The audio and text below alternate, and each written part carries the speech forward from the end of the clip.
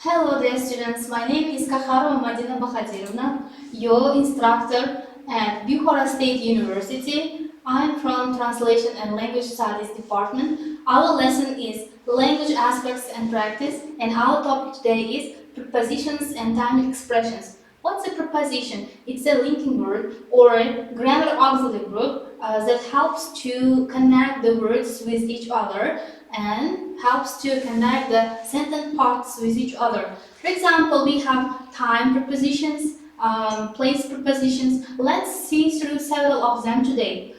We have with. It connects two things with each other. At, and it shows placement. From, into it shows you the inside of the something. During, including, until, against, among, throughout, despite. Despite means the controversy to one idea, the second idea, towards, upon, cancelling, concerning, of, and to, in, for. So we have several of them, so we will see today. Here you see in our next slide, so you can see the pictures and you have several prepositions here. You can choose one of them as a multiple choice. It's given like picture test. You can look at the picture and by choosing according to the meaning, you can choose the prepositions. For example, in the first picture we are seeing here an apple with table. So on the table we have an apple, so we can choose here under. In second picture, we can see a guy and there is in front of him a box. So we can choose here behind.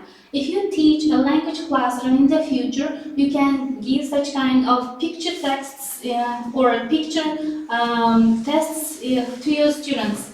For example, you can see here a cat lying on the sofa, so you can choose on because on means the place of the cat where it's situated.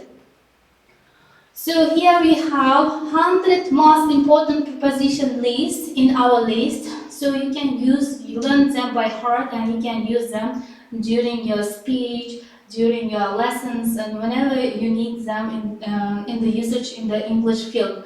For example, if you take IELTS tests or if you take TOEFL tests, not only for taking standard international tests, but just for using with your interlocutor in daily speech, you can use them. But you should learn the meanings of them first. For example, about gives us a hint that what is the topic going about. The topic to what topic is relating and relevance of the topic, first topic with the second topic. So, for example, here we can say according to or across. They are linking one idea with the second too. If we say against, it's also a controversial idea. Let's see apart. Apart means one thing is detached from the second thing. Or let's see opposite. Opposite also gives the controversial idea to another. Let's see hence or during. During means the period, the time that one thing occurs. So, just with the help of the preposition list, you can freely and fluently define your ideas and determine where they belong.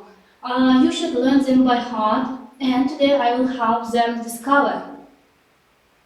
Here we can see preposition after verbs, adjectives, and before nouns. So, prepositions after verbs. For example, Kelly asked for a raise.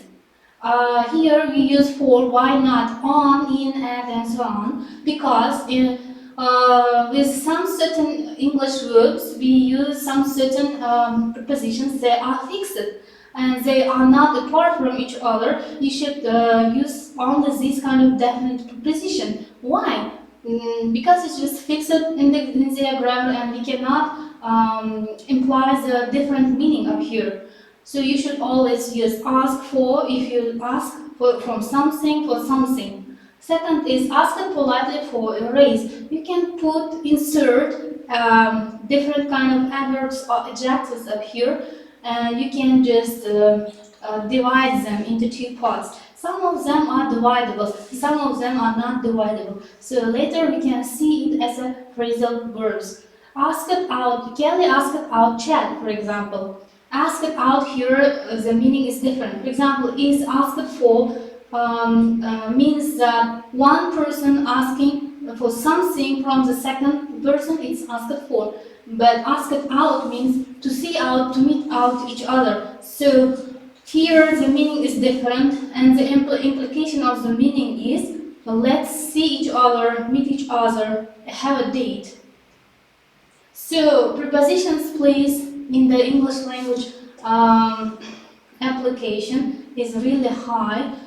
In different languages we have different words for that. In some languages they will be added after the words, but in some languages they are different. For example, Uzbek language differs from English language, and our prepositional words they come, they fetch together and they come together inside of the word. Here we can see prepositions after adjectives. We can use of, to, about, for, with, at, by, in, and from. According to their meaning, we use different types of them. And it depends on the adjective and the noun, what's coming and what does the person or speaker want to mean. According to the meaning, we will use them, and we will see the usage today. So next slide tells us about prepositions before nouns. What kind of prepositions we can use before nouns? For example, here you can see the bone was for the dog. Here is the story is coming up. This is correct. The preposition for is followed by the dog. I like to ski, or these boots are for skiing. So here 2 and 4 helps us to connect one idea with the second idea, or with one concept with the second concept. So here the person is stating how he or she likes doing something, the activity. And 2, it's not a preposition, place preposition here. It's just connecting two things and helping us grammatically correct and coherent sentence. It's helping to build such kind of sentences. The next one is the boots are for skiing. Here we can say the boots are implied to use or referred to use for skiing. Next slide shows us that the place prepositions, preposition phrase, and place adverbs we can use today or see today. So place prepositions are above. It means above, on top of your head, but it's not connecting, it's not touching on your top. On top of, it also looks like or resembles to above. It's also on top of. For example, on top of my head there is a ceiling. On also like this, but the difference is on top of and on can be touched. For example, on top of the table there is a book. It's touching. The book is touching on the table. But above means that it's somewhere here on the above of my head, but it's not touching to my head, or it's not touching to the table. The next one is under, below, underneath, and beneath. All means that something is situated under something. For example, first item is above the second item, and the second item is placed under the first item. Behind and in front of. They are controversial things. So behind means something situated behind, back of the first item, and the first item is situated in front of the second item. So between and beside and next to. Between, if there is two things and there is a third thing inside of them, so it will be between. Next to, so it means near to, or across to. So near, close, and by. It also means that something is situated nearby of someone, in, inside, within, and into. All of these prepositions refer to, for example, something, there is a cover and there is something inside of some vacuumed thing. For example, a box is a vacuumed thing. There is inner space in it. So inside of the box, if you will put a ball, it will be inner space of the box, outside, out of. It also refers to the outside of that box. For example, the cat is lying outside of the box. So it's outer space of the box. So prepositions in the phrase. There are different kind of prepositions we use in the phrases. We call them phrasal verbs. As you know, and as you already use it in your writings, in your speeches, in your test taking. So there will be a verb and plus a preposition, and the meaning of the verb totally changes. For example, a prepositional phrase is a group of words consisting of a preposition, its object, and any words that modifies the object. Most of the time, a prepositional phrase modifies a verb or noun. These two kinds of prepositional phrases are called adverbial phrases and adjectival phrases, respectively. Why? Because in adverbial phrases we use adverbs, in adjectival phrases we use adjectives to define the verb, and it adds extra meaning to the verb. For example, let's see into the examples.